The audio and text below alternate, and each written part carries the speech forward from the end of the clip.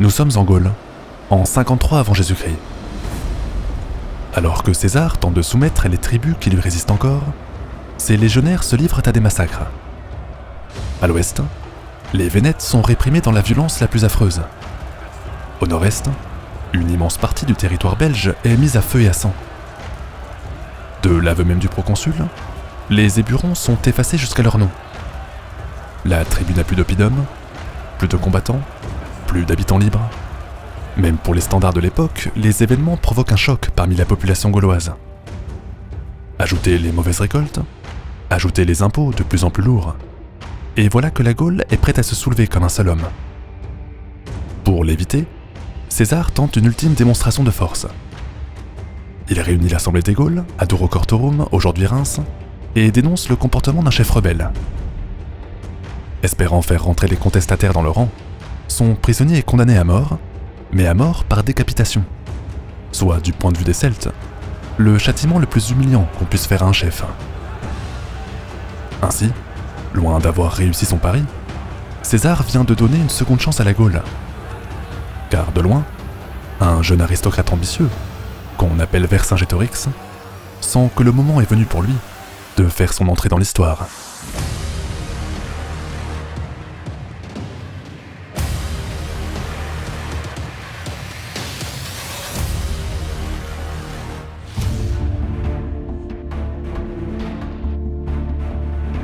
En 53 avant Jésus-Christ, les Gaulois réunis à Durocortorum sont révoltés contre le comportement des Romains. Après la mauvaise récolte, après les impôts de plus en plus lourds, après le massacre des Éburons, l'exécution d'Acco a bien du mal à passer. Mais César en est persuadé, les Gaulois ne feront rien.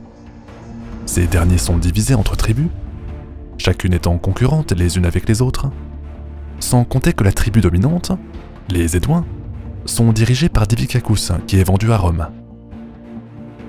À l'époque, les Gaulois appellent Principatus, ou peuple patron, les habitants du territoire le plus puissant.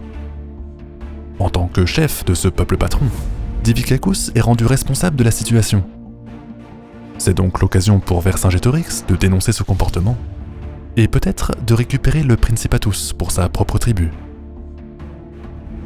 Pour bien comprendre les ambitions de Vercingétorix, il faut s'intéresser à qui sont vraiment les Arvernes, le nom de sa tribu d'origine. Première chose à savoir, comme tous les Celtes qui habitent près de la frontière avec Rome, les Arvernes semblent être en voie de romanisation, c'est-à-dire que leurs us, leurs coutumes et leurs comportements s'inspirent des traditions romaines. Aussi, un chef belge comme Ambiorix, le roi des Éburons que nous avions vu dans l'épisode précédent, n'aurait rien à voir avec Vercingétorix. Le premier serait germanisé, le second serait romanisé.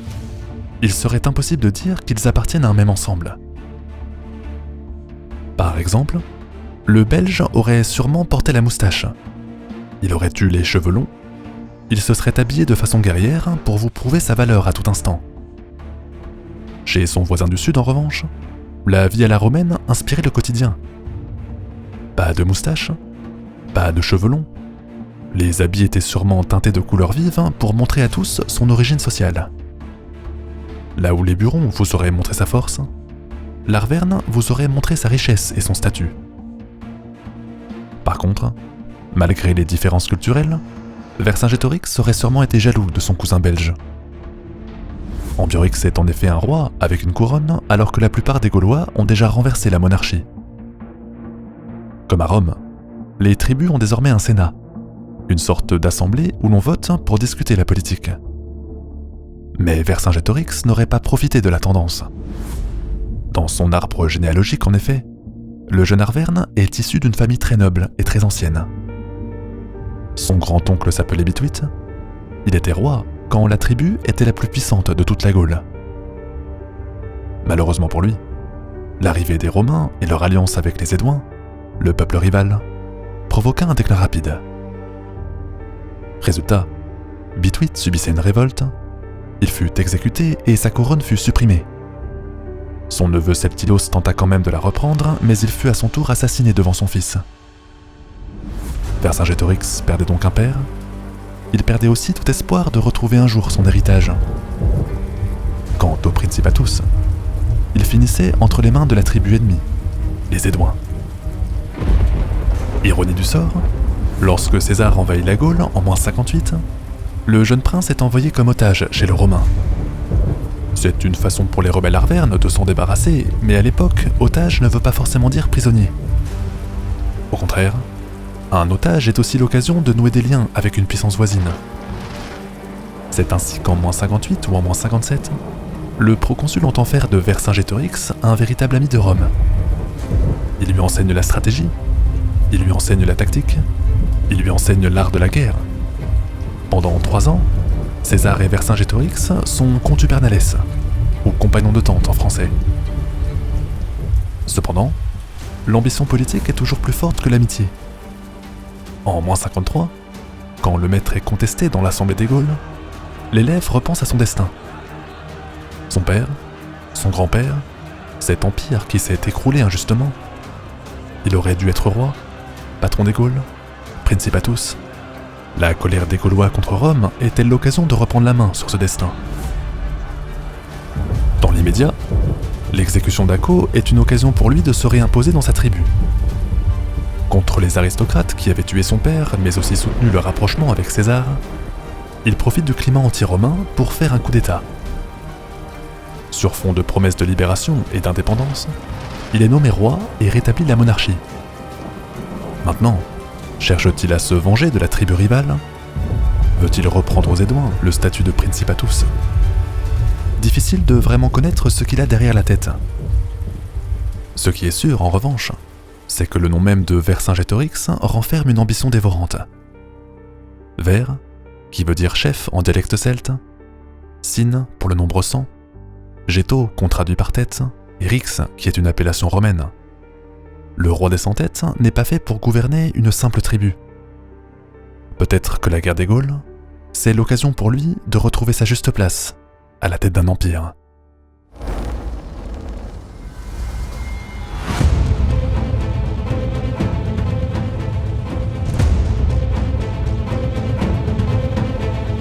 À la fin de l'année -53, les Gaulois réunis à Durocortorum quittent la ville avec l'impression d'avoir été trahis.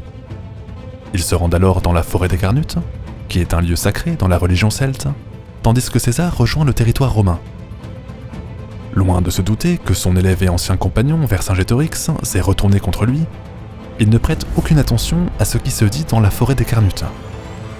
Pourtant, les Gaulois, à la recherche d'un chef, se tournent naturellement vers le jeune Arverne. Ce dernier est le descendant d'un ancien patron des Gaules. Son grand-père avait fait la guerre contre Rome. De plus, il connaît par cœur les tactiques de César. Le roi maîtrisant aussi la rhétorique, c'est-à-dire l'art de s'exprimer à l'oral, il n'a aucun mal à convaincre de sa qualité. Et fort de ce nouveau rôle, il met au point une stratégie. En janvier -52, puisque les légions sont dispersées dans le nord-est, les rebelles pourraient en profiter pour attaquer au sud. À ce titre, la ville de Narbo semble être la bonne cible. Pendant qu'elle est assiégée par les Gaulois, une deuxième armée pourrait bloquer les garnisons romaines et les empêcher de venir au secours de la cité. La seule condition, indique le roi des 100 têtes, c'est que tous les Gaulois participent et qu'ils participent en même temps. Problème, si les Arvernes, les Sénons, les Carnutes et la plupart des tribus habitant les bords de côte suivent le chef rebelle, les autres sont loin de se précipiter dans la conjuration. Certaines sont devenues dépendantes de la présence romaine. C'est le cas pour les Édouins, les Rèmes, les Lingons ou les Séquanes. D'autres sont encore terrorisés par les récents massacres, comme les Trévires ou les Boïens. Enfin, certaines tribus, comme les Bituriges, détestent les Arvernes et refusent simplement d'écouter un concurrent. Pourtant, au vu de la situation politique à Rome, le roi rebelle pense qu'il n'y a pas meilleur moment pour se révolter. Nous l'avions dit dans l'épisode précédent, en -56, 4 ans avant les événements que nous racontons, César avait repris la main sur la politique romaine. Lors des accords de Lucès, il s'est allié à Crassus et à Pompée pour reformer le triumvirat. L'objectif n'était plus tant de combattre les sénateurs, mais plutôt de combattre Claudius. Tout allait bien donc, jusqu'à l'année -54, quand la situation commence à s'empirer. D'abord, la fille de César et la femme de Pompée, Julia, meurt à l'accouchement. Le proconsul perd alors un lien politique très important avec le général. Ensuite, En -53, Crassus s'élance en quête de gloire contre les Parthes, mais il se fait tuer dans une embuscade. Le triumvirat est donc mort et enterré, ce qui signifie que César n'a plus d'alliés dans la capitale. Pire, en janvier -52, au moment où Vercingétorix prépare sa révolte, Claudius est abattu par son concurrent Milo dans une rixe. Les émeutes pour réclamer justice pour le tribun fou prennent alors une ampleur considérable. Catastrophe pour César, la classe politique remet sa protection entre les mains de Pompée. Les dirigeants sont donc unis derrière une cause commune, ce qui permet à Caton de rentrer en scène. Pour lui, le danger public numéro 1 n'est pas les émeutiers. Plutôt, la grande menace qui pèse sur la République s'appelle César. La guerre des Gaules, affirme-t-il à Pompée, ne sert que les intérêts du proconsul. Quand le Jules va revenir à Rome, il prendra le contrôle de l'État. Aussi, Vercingétorix sait très bien qu'en ce début de -52, César est au bord d'un précipice. Si Narbo tombe aux mains des Gaulois, Caton aurait une excuse pour suspendre l'autorité du proconsul et négocier la paix. Sur la base de ces arguments, les choses s'emballent rapidement. D'abord, les Carnutes massacrent les marchands romains à Cénabum, aujourd'hui Orléans. Ensuite, les Rutènes et les Arvernes font marcher une armée sur Narbo. Enfin, les Sénons surveillent le territoire lingon pour empêcher les garnisons romaines de venir au secours de leurs amis. En panique totale, César doit parer au plus pressé. Tant pis pour ses légions, le plus important est de sauver Narbo. Il recrute alors des nouvelles troupes. Elles sont inexpérimentées, elles ne sont pas entraînées, elles sont à peine vêtues et de très mauvaise facture, mais tant pis. N'ayant pas d'autre choix que d'aller vite, César traverse les Alpes en plein hiver. À chaque homme, il impose le dépassement individuel. Il faut marcher vite, marcher le plus rapidement possible. Et contre toute attente, il y parvient. Débarquant par surprise dans la vallée du Rhône, il se porte en quelques jours sur Narbo et prend de court les Gaulois. Ces derniers, qui ne savent pas qu'ils ont devant eux une armée de gamins sans expérience, ne se risquent pas dans la bataille et préfèrent remonter vers le nord. Évitant ainsi la prise d'une cité romaine, César continue avec le bluff. Pour éviter que Vercingétorix n'attaque les Édouins ou n'assiège ses garnisons, il attaque directement le territoire des Arvernes. Coupant par le passage des Cévennes, pourtant réputé infranchissable avant l'été, il surprend les Gaulois rebelles là où personne ne l'attend. Vercingétorix est donc contraint de concentrer ses forces, ce qui permet à César de lui fausser compagnie. En février -52, le proconsul évite ainsi le piège du roi des Cent-Têtes. Et maintenant, il passe à la riposte.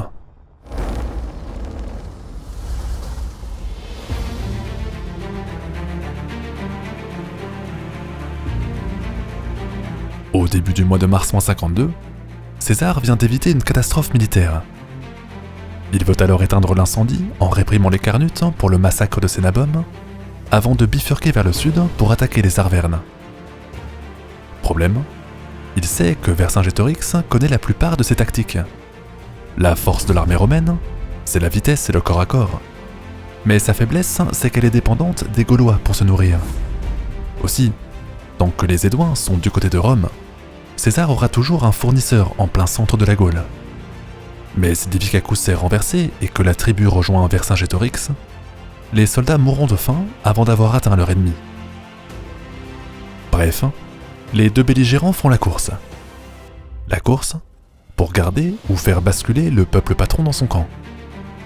César marche le plus vite possible vers l'épicentre de la rébellion. Le roi des Cent-Têtes attaque les clients de Divicacus, comme les Boïens ou les Bituriges. Si les Boïens ne bronchent pas quand le Oppidum est assiégé, les Bituriges changent de camp et rejoignent la rébellion. Choqués par cette défection qui pourrait en appeler d'autres, les aristocrates édouins se posent des questions rapidement. Faut-il rester fidèle à César? Faut-il se rallier à la conjuration? Quelle cause sert le mieux les intérêts de la tribu?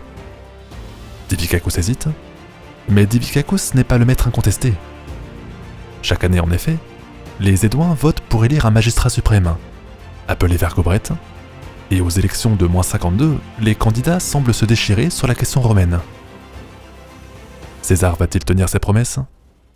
A-t-on toujours un intérêt à le soutenir? De ce scrutin électoral dépend l'avenir de la guerre des Gaules.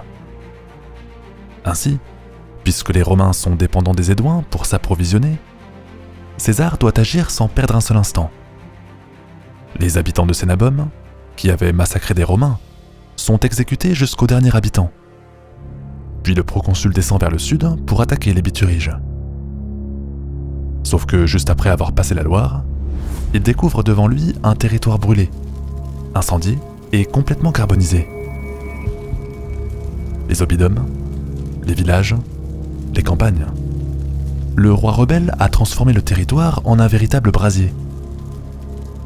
Conséquence, les Romains n'ont rien à manger et commencent à compter les stocks. Les Édouins pourraient envoyer des vivres, mais Vercingétorix envoie sa cavalerie pour couper les routes. Pris au piège de la terre brûlée, César n'a d'autre choix que de marcher vers la capitale. Seulement, son vieux compagnon de tente a tout prévu. Pour condamner les 8 légions à la mort certaine, il demande aux Bituriges de brûler Avaricum, aujourd'hui Bourges.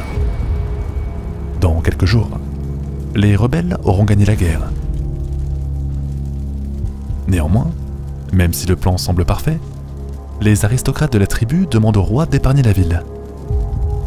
Avaricum, affirme-t-il, est une véritable forteresse. C'est aussi la plus belle cité de toute la Gaule et la brûler serait une insulte à ceux qui l'ont construite. De plus, avec la saison des pluies qui commence, les travaux de siège vont être encore plus difficiles pour les Romains. Dommage pour Vercingétorix, qui insiste pourtant sur le besoin de brûler Avaricum, les Bituriges imposent leur vue lors du conseil de guerre. Le roi joue le jeu, il envoie son infanterie défendre l'oppidum pendant que sa cavalerie occupe les routes et verrouille la région. Autrement dit, plus aucun convoi de nourriture ne peut parvenir aux Romains. César le sait pertinemment, il doit prendre la capitale, ou mourir.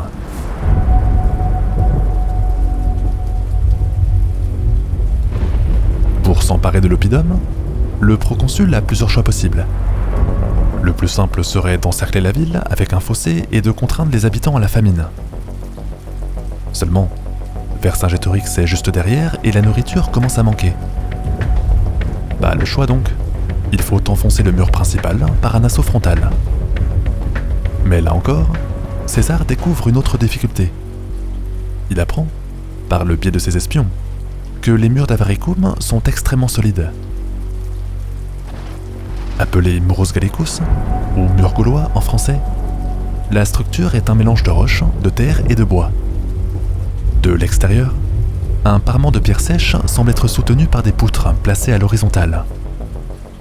À l'intérieur, on trouve des pierres cassées en 1000 morceaux, mais le tout est entassé avec de la terre, si bien que le contenu est extrêmement solide.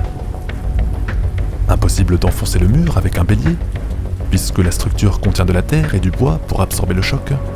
Impossible non plus de l'incendier, puisque le Murus contient de la pierre. Pour César, la seule solution est donc de construire des tours de siège. Il faut que les engins s'approchent du mur, lentement, sûrement, afin d'assaillir directement la muraille. Problème, les environs d'Avaricum sont marécageux. Impossible dans ces conditions de faire avancer les tours, surtout qu'avec la pluie, les environs sont complètement inondés. Pour faire rouler leurs machines, les Romains n'ont donc pas d'autre choix que de construire des rampes avec du bois posé à même le sol. Autrement dit, la moitié des effectifs est occupée à faire des travaux, et bien évidemment, les Gaulois peuvent en profiter pour faire une sortie. Anticipant, le proconsul dispose devant la porte d'Avaricum une batterie de scorpions. Ces engins d'artillerie antique, qu'on pourrait appeler balistes, sont conçus comme une arbalète géante. Un carreau est propulsé à une vitesse de 40 à 50 mètres par seconde, la portée étant de 120 mètres pour un tir en ligne droite, 400 pour un tir en parabole. Bien entraînés, les artilleurs peuvent tirer à raison de plusieurs coups par minute. Bref, César a mis toutes les chances de son côté. Mais une nuit, malgré la présence de scorpions devant la porte, les Gaulois se ruent à l'extérieur des remparts. L'objectif ? Lancer des boules de feu sur les rampes sur les balistes et sur les tours. Cependant, par manque d'engins de propulsion, les Gaulois courent avec la boule incendiaire dans les mains. Les scorpions tirent alors sur les cibles, une fois, 2 fois, 3 fois. Mais lorsqu'un Gaulois est fauché par terre, un autre ramasse la boule de feu et se met à courir à son tour.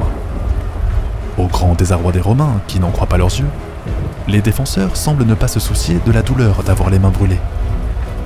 Ils créent alors de véritables chaînes humaines pour transporter les boules incendiaires. Les légionnaires doivent donc gérer les départs de feu, ils doivent donc résister devant la porte, ils doivent donc se protéger des cavaliers de Vercingétorix qui lancent des raids derrière les lignes. César, qui est au milieu de ses hommes, gère tous les fronts en même temps. Il faut de l'eau pour éteindre les incendies, il faut de la discipline pour repousser les Gaulois, il faut protéger les tours pour éviter qu'elles ne tombent dans les mains de l'ennemi.